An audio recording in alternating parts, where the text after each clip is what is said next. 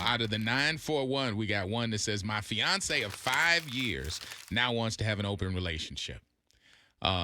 I'm going to read that first line again. I said no immediately. My fiance of 5 years wants to have an open relationship. At first, I was okay with it, but then he started seeing this girl, and to me, it seemed like it was becoming more of an emotional connection than it was just for fun. I came home sick from work one day and found them in our bed, which was the number one rule not to do. I got very angry, and he pretty much told me that I knew about it and I was allowing it, so I have nothing to be mad over. I thought I was okay with it, and I thought I could go through with it, but now I'm feeling like I can't, and I'm being replaced. Yeah. Am I being too emotional about the situation? You essentially did allow this to happen in your relationship. This is always the danger of trying something like this, and why you have to have open communication about every single aspect if you're going to do this, and trusting your partner. Sounds like they did have a rule and he just interpreted it differently. Like he, That's something that has to be talked about before you do it, not while you're doing it. Girl, Right. you are being replaced, and you allowed it too. Like, you mean after 5 years, he all of a sudden wants to be in an open relationship? Like, you gave him that pass. That's a I lifestyle. read that first line twice for Yeah. a specific reason, though. Mm-hmm. And I'll read it one more time. My fiance of 5 years. Mm-hmm. Bye. We're Yeah. only engaged. Yeah. Bye, You actually. trading me out and you ain't even married me yet? Yeah, I don't Like, really you know what I'm see saying? this Like working that out. that's the part right there. If you haven't even said I do and he's doing with other people, then yeah, you might not be that much of a priority. I know a couple that lives this lifestyle, and they've been married for a really long time. And there are couples that can last and be successful.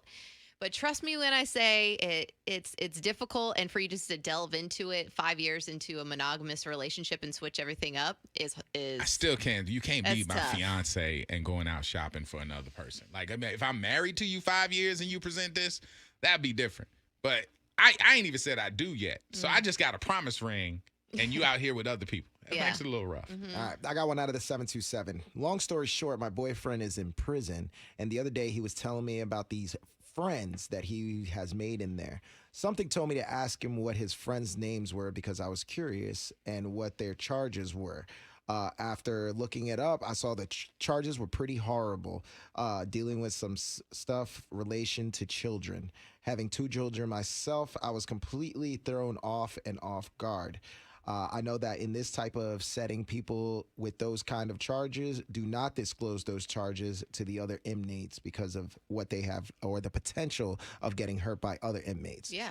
So my boyfriend had no way of knowing this, and just to clear the air, has none of these type of charges. However, now in the back of my head, I feel some type of way because I feel like even though he didn't know, he should have put in the effort to try to find these things out. It's hard to control people when they're in jail and give them internet access and what they can and can't look up. I would definitely tell him, and so he can decide what he can do in the future. Also, I mean, all I know is like those jail shows that I absolutely love watching so much. And those relationships in jail and the bonding that you have, those are pretty sensitive ones. And cliques and groups and all of that. So Cliques and groups, yeah, gangs, nations, yeah, exactly, brotherhoods. So just, I mean, I would inform him of that because obviously you guys are in a committed relationship and that's your boo. But whatever he does in there, I don't know, that's up to him. I think I would stay away from it because you're not in jail. He's in jail. Yeah. And he's doing, things that can help him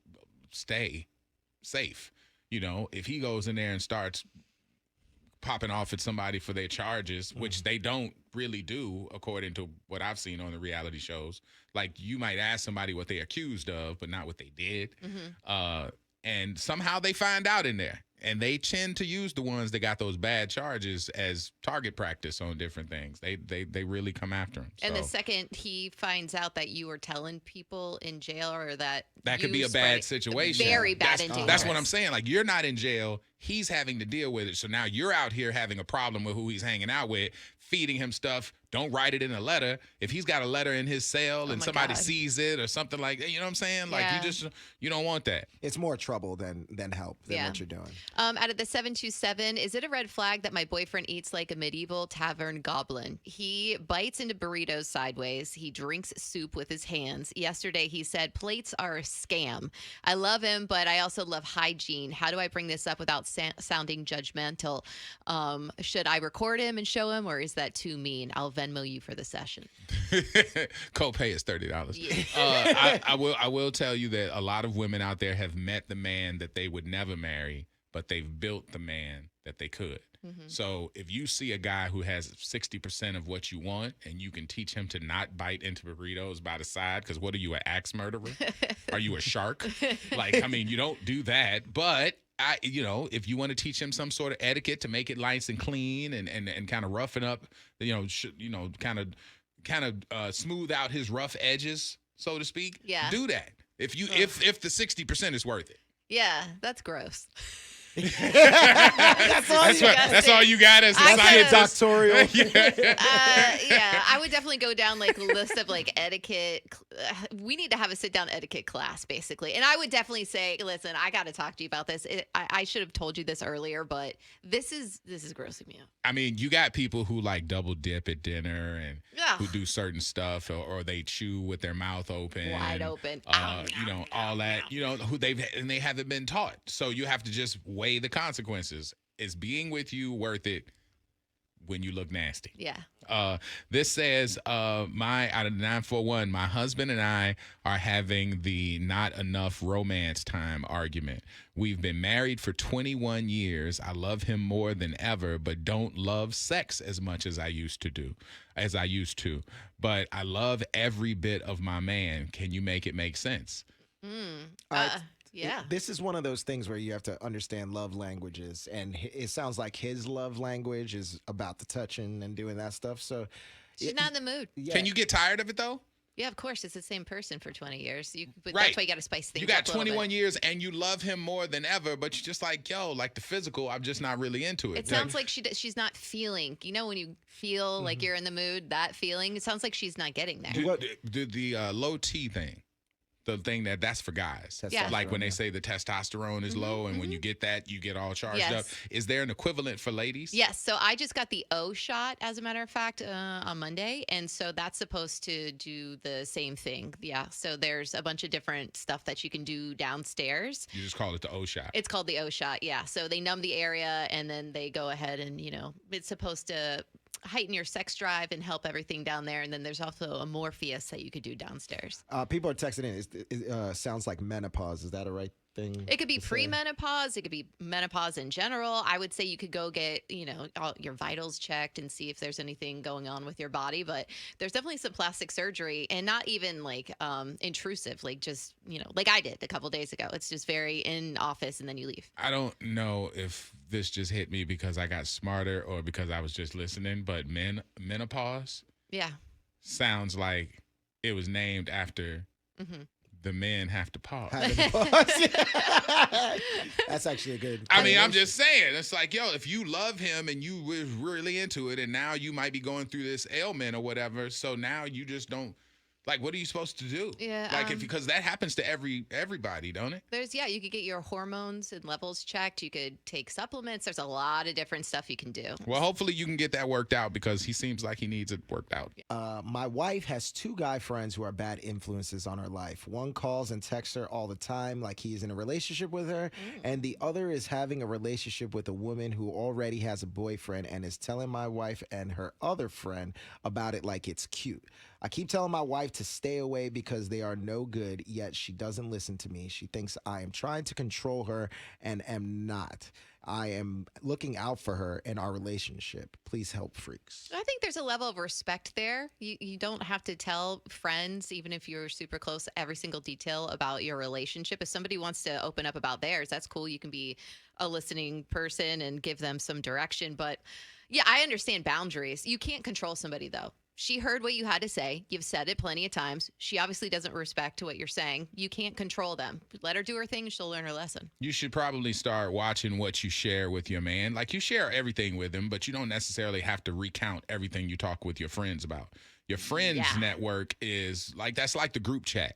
You can't look at your husband's group chat with his fantasy football teams. Mm-hmm. You know what I'm saying? Because they're talking guy talk and they talk in a certain way. Different. These ladies are talking in a certain way, and it's probably not good to be sharing that with your man. You give too much information, now he don't want you out on the girls' nights with them. Right. I don't trust them like that. Yeah, this goes with what my mom always tells me. Like, tell me who you are around, and I'll tell you who you are. I think that's kind of the same thing. If your wife is hanging out with these people, then you start to think that she is like this person, and other people are going to think that way too. Yeah, they're looking at your click. Yeah. Out of the 813 that says, ma'am, listen to your husband. I mean, he wants the best for you. Okay, this is out of 813 as well. I built my whole personality around being funny. If I can make someone laugh, I feel safe, I feel liked, I feel in control. But lately I've been wondering, do people actually know me, or do they just know the version of me that tells self-deprecating jokes about my love life, causing trauma drops between punchlines? I'll say, haha, my dad left when I was 9, classic, and everyone laughs. But inside I'm wondering, why can't I feel things without turning them into stand-up material? Honestly, dude. Did I text that? Honestly, dude. From Orlando Davis. No. Was that 6'9"? It's good to be that person and to joke around like that, but if you're saying it in this loud and clear in this letter, you need help. You need to talk to somebody, like a professional, and I'm talking about a better professional than us, an actual professional. There's nothing wrong with you. He feels like you're talking to him. Listen, a lot of people out there do this, the self-deprecating, trying to get other people to laugh because they know how it feels to be lonely. Yeah. And those people are you okay? And those people are the ones that need to be checked on the most and that need help the most. So What are you saying? please talk to somebody. Because Because seriously. it's not that serious. No, it is. I it mean, is that listen, serious. I will say this. Self-deprecation is what has kept me employed for the last 26 years on this show. Like, and you pick on yourself. It's not that I don't see value in myself, but being funny, that whole first part of what you read was literally my life. Yeah. I've gotten women from being funny. I've gotten raises for being funny. I've gotten high ratings for being funny. Like, sometimes you make things a joke. Yeah. And stuff. I mean, I went through probably the worst parts of losing my parents, but got to come back here and have some brevity with the audience because that was a healing thing for me. So, I mean, trust me, humor has helped me out a lot. Right. If I wasn't funny, Yeah. I'd I'd be a virgin. I'd be a virgin and unemployed.